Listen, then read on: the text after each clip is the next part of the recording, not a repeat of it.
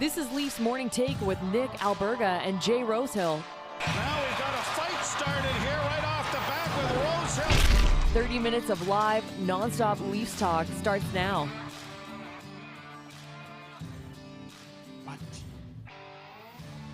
It is Thursday, aka 8 days away from the NHL trade deadline. And don't forget, Daily Faceoff and the Nation Network will have full coverage of the deadline coming up Friday, March 3rd from noon Eastern time to 4 Eastern time. So make sure to keep it locked. But this is Leafs Morning Take, the Thursday edition, presented by PointsBet Canada. It's Nick Alberga and Jay Rosehill. What's going on, Rosie?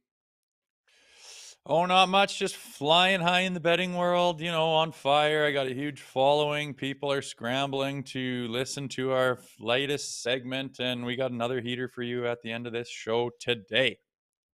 I like that. You're a veteran in the broadcasting world. That's called a tease right there. But Rosie has been on fire. I know I pulled off, I think, a couple times earlier this year, 5 in a row, like a straight week of straight bets. But you're on a different planet. I think it's 6 in a row after hit last night. Showtime Patrick Kane, man.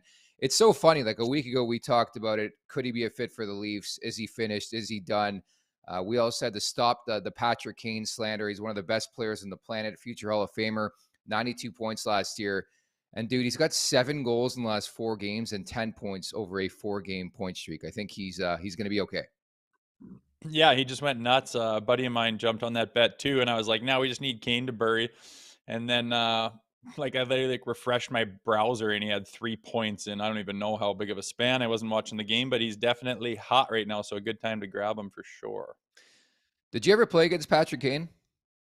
Yeah, for sure. Played against them kind of in their prime too, and they were hot. You'd go into that madhouse, and it's one of the loudest Ooh. buildings in the league. And Jonathan Taves, and they had Seabrook and Keith and Kane, and yeah, it was a hot franchise.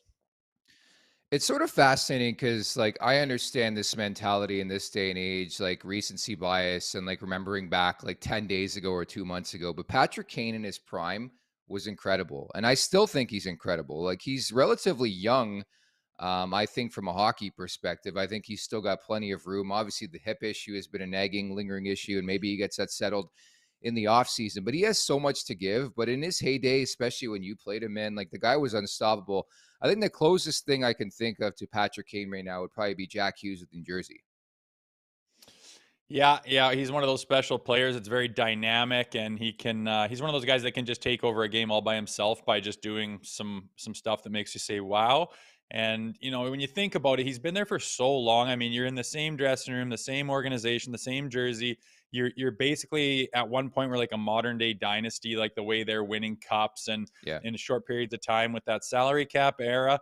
And then right now, when just things aren't going good, you're bottom of the basement, you're going to get moved. Like you can kind of, his hips all buggered up. You're not feeling good. It'd be hard to keep it going and to keep the hammer down the way you need to be, a top 10 NHL player. So if he's dropped off a little bit, I think it's for good reason, but get that kid healthy and get him in an organization that he's excited about. And I think you'll see him just explode again and show that he's still one of those premier players. It's pretty tremendous. Like, he obviously is running this whole thing. He's going to go where he wants to go, very similar to Claude Giroux last year going to the Florida Panthers. And it sounds like the New York Rangers somehow, some way, Rosie, are back in this conversation. Imagine Patrick Kane ends up on Broadway. They just picked up Tarasenko. They have Zibanejad. They have Panarin. They have Kreider. They have Trocheck. They have the kids behind them. And that is a scary team. Not to mention, I haven't even talked about Adam Fox and Igor Shesterkin as well. I was looking today. The Rangers plus 1,400 to win the Stanley Cup. You might want to act upon that quickly, bud. Yeah, shit, they're looking like a wagon, man. Like it took you quite a while to rattle off all those premier guys. I think the people in the East right now are starting to go, oh boy. I mean, you're looking at the Maple Leafs, the Lightning, Boston, and now the New York Rangers. It is a battle out there. I mean, I have a buddy that argues with me that thinks the East is weak, and I just laugh in his face on years like this going, what are you talking about? I mean, it's going to be a travesty that some of those teams aren't able to even make the Eastern Finals, man, because they're some of the best teams in the whole NHL. You look over at the West, and you're just kind of like, meh, whatever. Someone's going to get there and probably just get smashed in the Stanley Cup Finals. It's pretty amazing how the dynamic has changed, right? A couple years back, it was like the Western Conference was so strong, it was so heavy. It was Chicago, it was Los Angeles, it was San Jose and those types of teams, Nashville. And now all of a sudden, I think things are starting to peak more, towards the Eastern Conference. And you look at that conference right now, and you could probably make a legitimate case to go all the way for like 4 or 5 teams. Where you look at the Western Conference, obviously Colorado, maybe Edmonton. That's about it for me. I think when you look on paper, at least, and look at those respective rosters right now, the Western Conference is much more wide open. Remember to subscribe, tap that like button, leave us a review wherever you're checking us out. And don't forget to visit theleafsnation.com for the very latest in all things Toronto Maple Leafs. Also, we're in the process of migrating over to our very own YouTube page. You see it on your screen there, courtesy producer Alex. Make sure to subscribe, like, at the Leafs Nation 401, at the Leafs Nation 401 for the very latest. Our interviews and our clips and our shorts all are going up there. And again, eventually the live show will be on the Leafs Nation 401 as well. So make sure to subscribe, get in early as well. And we're all over Spotify, Apple, wherever you want to find us and listen to us, please do so. And again, a lots to cover over the next couple of days. We're getting closer and closer to the deadline, but for now, we're going to get over the boards. I don't know about you, Rosie. I had been bracing for this news and pretty much since October 17th when he left the Leafs lineup. But Toronto announcing yesterday, Jake Muzzin shut down for the rest of the regular season and the playoffs due to cervical spine and that injury. Obviously a gruesome injury, a scary injury. He's dealt with a lot the last couple of years, pretty much ever since becoming a Toronto Maple Leaf. They'll provide a further update on his status in September at training camp. First and foremost, we wish him the very best. I mean, that's paramount in this situation. But I ask you this: how much are the Leafs going to miss Jake Muzzin come playoff time, Rosie? Yeah, I think big time. It's a big loss, and it's a hole in their decor. There's no doubt about it. I think at this point in time, right now, coming down the barrel of you know trade deadline, that's where they're looking. I think they are scathing through everything they can find to try to find a guy to replace Jake Muzzin. And there was like that smallest glimmer in the back of my mind where it's like maybe he's just been under the radar and he's starting to feel better and he's close to Yeah. skating. And it's like it's very wishful thinking, but at the end of the day, we thought there was a very good chance this news was coming. And it goes from, oh, poor Maple Leafs, that's tough for the roster, to, man, I hope the guy's future is okay. I hope his family life is okay. I hope his personal health is okay. And you start to leave hockey behind and go into the guy's personal health and priorities like that. But it's a hole. It's a tough guy to fill. And yeah, it opens up some salary cap room with him in the long-term IR, but it's not easy to get a guy to fill that spot. And I think right now that's where they're looking, because if he was healthy right now, I think as much of a weapon as this team is looking, I really think that inserting him into those guys you're looking at right now would be a major help. Firstly, I think the Leafs deserve a lot of credit for pretty much moving on like nothing happened when they lost Jake Muzzin. But from a pugnacity standpoint, from a sandpaper standpoint, from just an accomplishment standpoint, what this guy's done in the Stanley Cup playoffs, you're going to miss that pedigree. There's no doubt about it. But I think guys like Giordano have really pulled their weight to an extent. Sandin, Liljegren, Brody, like these guys have all taken on more and have done a pretty adequate job. Now, I do agree with you. I think this has to be a level of concern for sure when it comes to management, replacing this type of player. They haven't done so far. I think that's the reason why they make that O'Reilly trade and include Minnesota, is to give them a bit more space to potentially go out and get somebody. Now, I don't know who that's going to be. Is it going to be an Ekholm?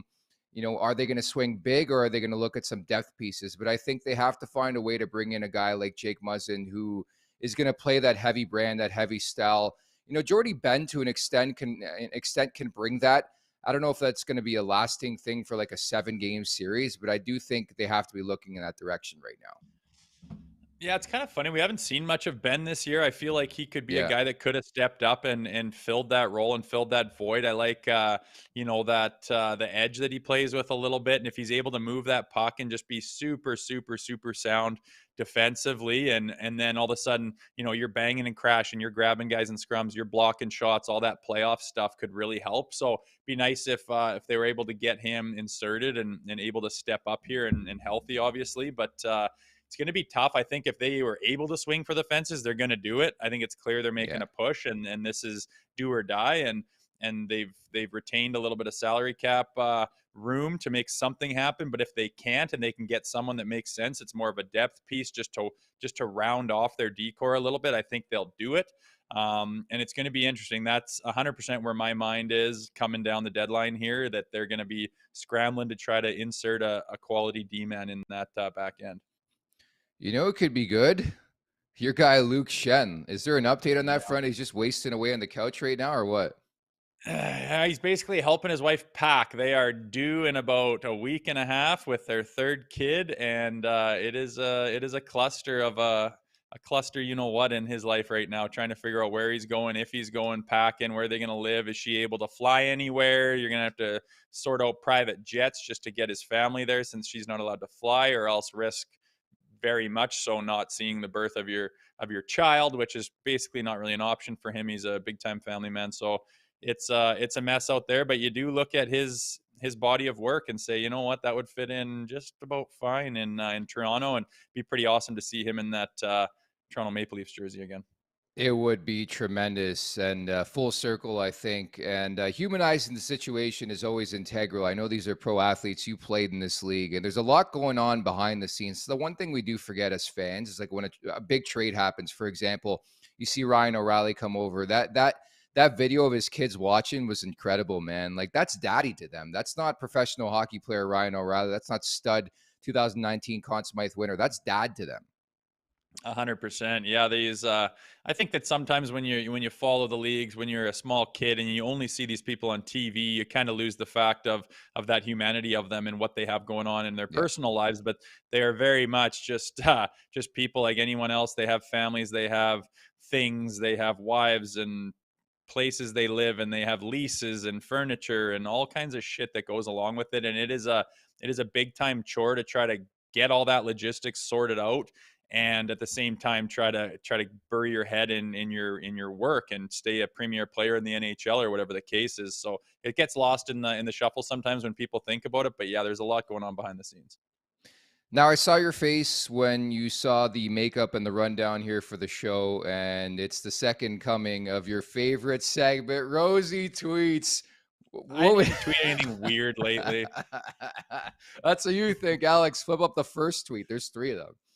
Oh, fuck. Easy skin. Okay. Okay. First question. How gunned were you when you sent that up? And this is referring to Jeff Skinner, I believe, in the third period, when I think it was 5-2 Leafs the other night. Yeah, like he's selling like he just tied the game. I'm like, relax, guy. You're acting like you're just tied it up and this game's up for grabs, which it wasn't. Since you're ragging on me, the comma after Skinner is missing there, and maybe a period or an exclamation mark, but you're getting there. You're getting there, and I am monitoring your tweets as we go here. Dude, it's Twitter. It's not supposed to be like perfect journalism fucking school or whatever you were learned to do. It's Twitter. You just throw it out the way you'd say it. Okay, tweet number 2, Alex. This is bullshit. Oh, yeah. Can you read this one out for us, Rosie? Is there anyone the Leafs can't beat? And it was like, oh, yeah, the Blackhawks, the Yotes, the Ducks, the Sharks. Yeah, I better settle down. Yeah, I had a glass of wine there, and we were flying. Looked like we were going to beat them 8-0 there at one point in time. And I'm just like, this team is buzzing. And then I had to come back to reality to prevent myself from being a typical Leafs fan. No, that's a fair tweet. I'll support you on that tweet, because there's been a couple moments, the Montreal game and the Buffalo game, where I pretty much felt like the eggplant emoji. You know, the eggplant emoji, you shudder it sometimes, you send it. I don't know who you're sending it to, but you send it somebody's way. That's the feeling I had watching the Leafs, man. I'm feeling good about life through 3 games.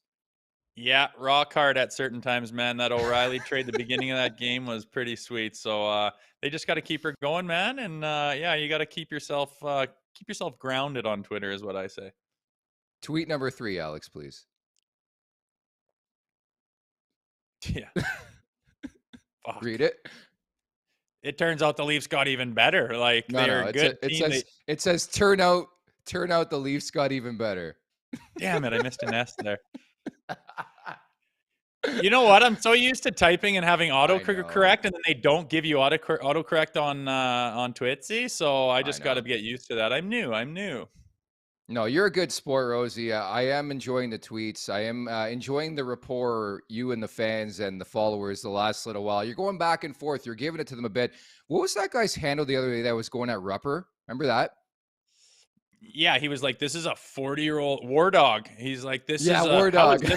how is this guy in his early 40s?" And I think he was making it seem like he's like a 60-year-old. Now, I think the picture they used was that we used was kind of weird, that headshot, but he looks age appropriate. And then I was like, "War Dog, throw up a selfie so we can just fucking tear you apart." And he's like, "Nah, man, I'm pretty ugly. Even my mom doesn't think I'm good looking." And I was like, "Fair enough, buddy." But Dude, it's don't incredible how some of these people just retract their comments or back up when you go at them on social media. It happened to me last week, the whole Jacob Vrana thing with Detroit. I stand by it, by the way, but a lot of Wings fans hate me right now for reasons unknown. I'm actually going on a podcast tomorrow to explain a bit of the story and the situation, but like social media is such a cesspool and you're finding that out quickly, aren't you? Yeah, I've had good interactions so far. Even if Yeah. someone's doing something negative, I mean, if I'll just leave it alone unless I feel strongly about it. And if I feel Yeah. strongly about it, I'll just throw it out there, be like, "What are you talking about?" Like, allow them to explain themselves. And every time so far, they've been like, "Yeah, I'm just fucking around," or and it's Exactly. like, "Oh, you were just looking for attention." So that's fine, and I don't mind that stuff as long as it's not some guy with an avatar name and just rinsing people and then being ruthless about it. But I did Yeah. one time get into it with a guy about a body check. It was a body check where the hell was it? It was along the penalty box. The guy pulled the chute, bailed out once he felt a hit coming, and the guy, I think it was Max Domi, went through the guy, or Max Domi was getting hit maybe. And I just went back and forth with this guy on Twitter. He's like, "And what are your accolades that make you think that you can have an opinion on this? I've been doing this for a long time and I've been watching hockey my whole life." And we were going back and forth. I think it was just on Instagram. And I'm just like, "Buddy, you're out of your mind. Like, I said, "You're looking at the slow-mo video and you're breaking this down and you think that a little piece got clipped." I said, "You have no idea how fast it is out there." And he's like, "Oh, and you do, I suppose. Who the fuck are you?" I was like, "This is bad. I got to exit this conversation right now." The best play there is to send them your hockey DB or do like my buddies did in high school. Google me. That was the response when somebody would chirp them on the ice or chirp them at the bar. Google me, and you see that they're a draft pick or something like that. And in your case, you played in the National League. Yeah, that could usually work. I try not to bust that thing out too much because there's a few things you could probably bring up on my DB that you could chirp off about, but nonetheless, usually you'd have the bull by the horns in that conversation. No, that's the one thing I'll never chirp you on. We have a fun relationship. I would never rag on you for playing in the NHL. I don't care where you played in the NHL, who you played for. I mean, that's still an accomplishment in itself, man. So like I would throw that at anybody. And that's my response. I played in the league, you didn't. I played at the highest level of hockey. You did not. That's all you need to say.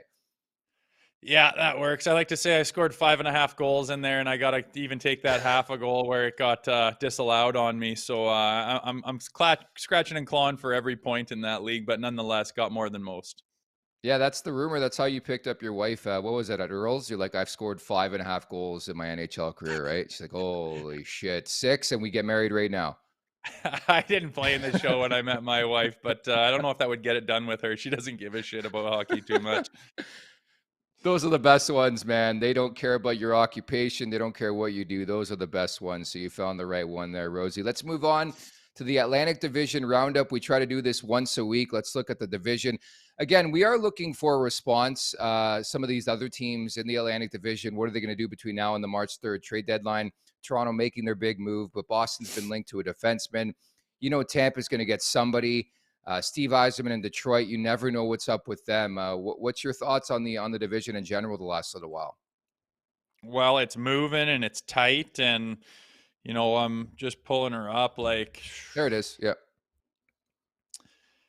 it's a, it's getting more interesting. For a while there, it was a complete standstill. It looked like it was, pointless to even look at it. But it's still going to be a battle here for home ice advantage for us. Obviously, that's what we care about. Boston Yeah. is still they're not even close. Like, we're just not even close to Boston. You're not even in the same tens column as them. So it's just, they won't stop winning. They're an absolute wagon. You can only hope that things go crazy in the playoffs and maybe they get knocked off by, in the first or second round. It's hard to say, but it is very interesting. And like we were talking about earlier in the show, it is heavily, heavily favored in the Eastern Conference, and especially this Atlantic Division. The top three teams are just capable of doing anything right now, and it's Detroit Red Wings are kind of sniffing around too. So interesting enough. Can't wait to see what they all do in the trade deadline. The chat's been buzzing. Somebody who goes by TML is bitching that we're not getting to his comments. So, yes, we'll get to your comment right now. He says, Muzzin was done 2 years ago, not missing him at all. Get Chychrun. There's your classic Leafs fan. I think anybody would know the Leafs don't have what it takes to get Jacob Chychrun right now. They just dealt one of their first rounders and plenty of picks, a bountiful of picks in the Ryan O'Reilly trade. So I'm sorry, pal, that's not going to happen, but appreciate you watching the show. Subscribe at the Leafs Nation 401. But yeah, like that's the conversation certainly around the Leafs. Like, let's go after a defenseman. Let's get somebody, but I don't think it's going to be Chychrun. No, I think he's too high end. There's too many people clamoring for him, and whatever the Leafs can offer, I just believe there's going to be someone else out there who's going to offer a lot more, and it'll just be tossed aside. So I'm thinking their sights are probably going to be set a little bit further down the depth chart, but I don't think they necessarily need Chychrun. They can get someone with some playoff experience, a little bit of jam that's really defensively responsible, who can really perform in the playoffs, which is exactly what they need. Yeah, TML stormed off. He said, I'm out of here. You're not answering my questions, but we did answer the question. Oh, okay, now he's responding. Hall, Kerfoot, and Engvall for Chychrun. In what world, Mr. TML, is Arizona going to be like, you know what? We've sat this guy for 2 weeks. We're going to take Justin Hall, Alex Kerfoot, and Pierre Engvall for Chychrun. No picks needed. There's the move. I don't know. I can't see that. Pull the trigger now. Pull the trigger. Those are literally 3 players you actually don't want in your lineup to better your lineup. That would be a perfect scenario, but I don't even think that's accepted in NHL 23, sadly.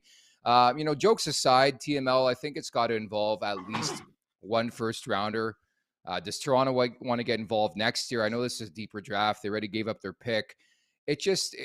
There's too much. And then on top of that, there's too many teams in on this that the Leafs just won't have the capital and the assets to get the job done. So if you're hoping Chychrun's going to be a Leaf, I think that ship has sailed. It certainly did a couple weeks back, but now, especially with the Ryan O'Reilly trade, sadly, Rosie. Yeah, I think that took it off the table. There's I think fans and even players and everybody who's not an NHL GM just kind of take for granted that, like, well, I would trade these guys for that guy, so why don't they just do that? It's like, yeah. It's hard. It's just got to be so hard to make a GM agree and sign that paper and send it off to the NHL. Like they don't. That's why they don't happen every day. That's why the blockbusters are only once in every however many year. It's just very difficult to move stuff around, and then you add the cap space conversation into it, and that just complicates the shit out of everything. So it's just triggers just aren't pulled easily. With GMs gotta grind and think and analyze and decide. And if you think you want to pull a deal and you get too excited to do it, the other GM is going to go, hold on here. Why is this guy so quick to do this? I feel like I might be getting the shit end of the stick. And then you're just going to wait and see what happens. And it's just very difficult to pull a deal off. I don't think the Chychrun thing could happen. That ship has sailed once we got O'Reilly, but if we could sneak someone in on the back end, I'd be happy if it looked like we bettered our back end. Now, I would say if Toronto would be open to dealing one Matthew Nyes, who guested on this podcast last week, then I think you have a conversation to be had. But I just, again, if they didn't trade Nyes now, I don't think it's going to happen. I just don't.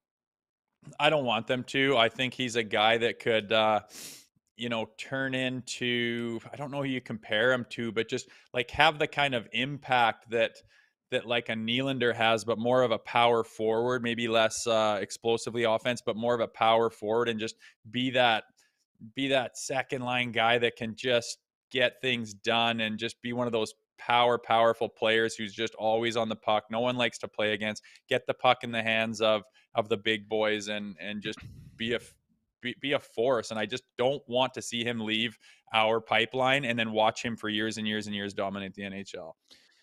TML's on fire. He says Nyes is untouchable. He says Wilson. So this guy pretty much wants everybody in the NHL who's of significance on this Leafs roster.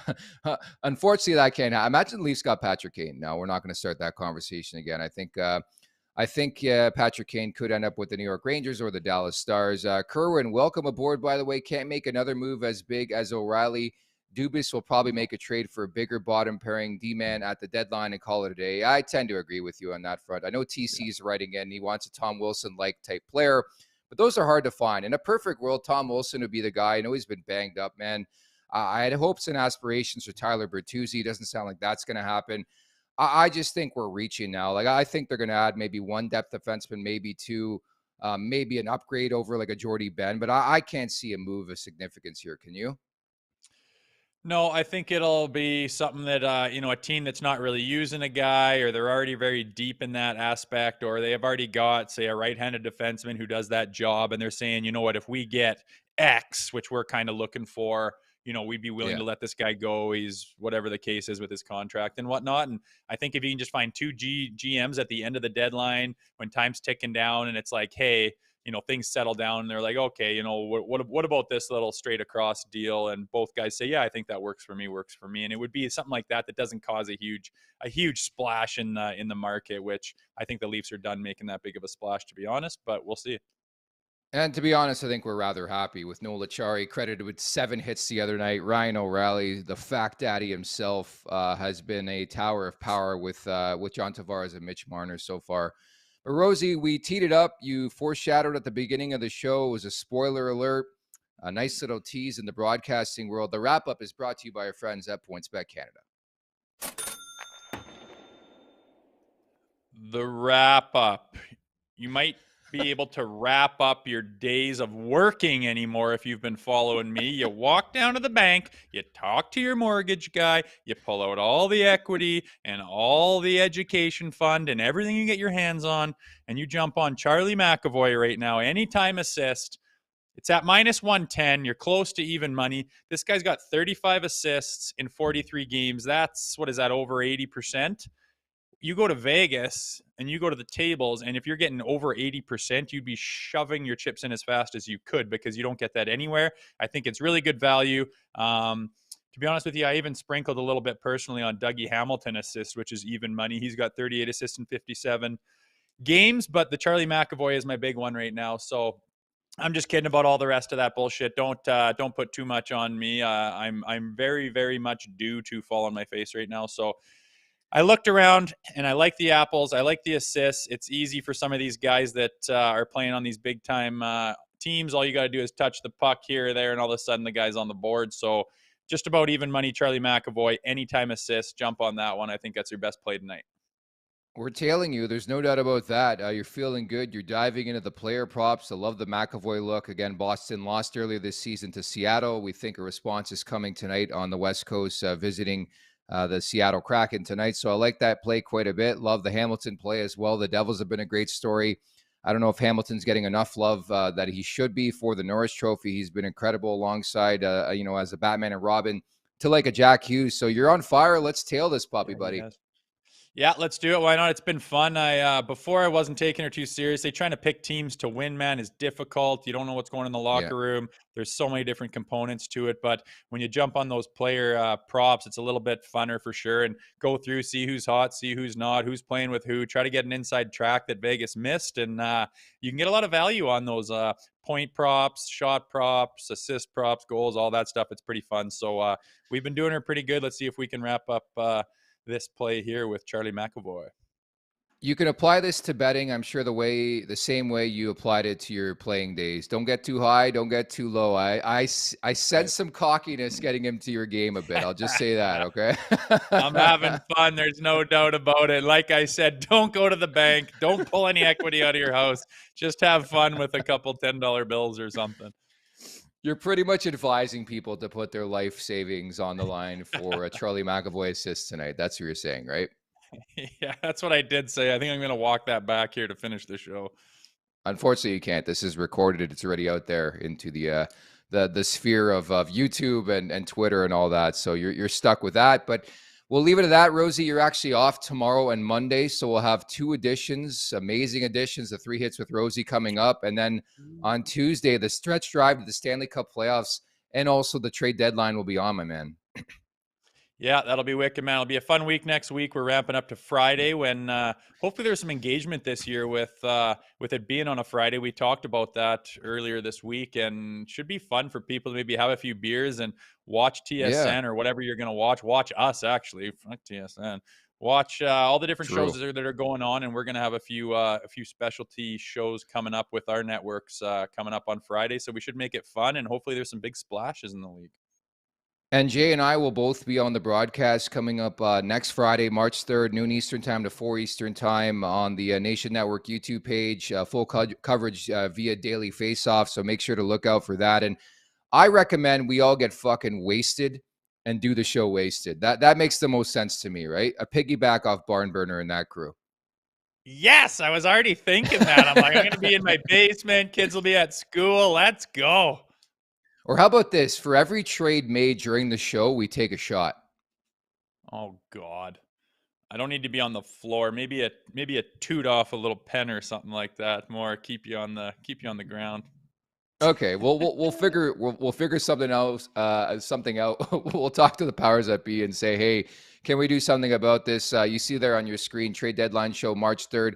Now's a good time to mention as well, coming up tomorrow. So no Rosie, 3 hits with Rosie, but Frank Saravalli, that beautiful man you see on your screen, will drop by and we'll get the very latest on the Maple Leafs trade front, what they could be looking at in the trade front in general. So don't miss that. Many thanks to Jay Rosehill and producer Alex as well. I'm Nick Alberga. Thanks so much for listening and watching. Take care.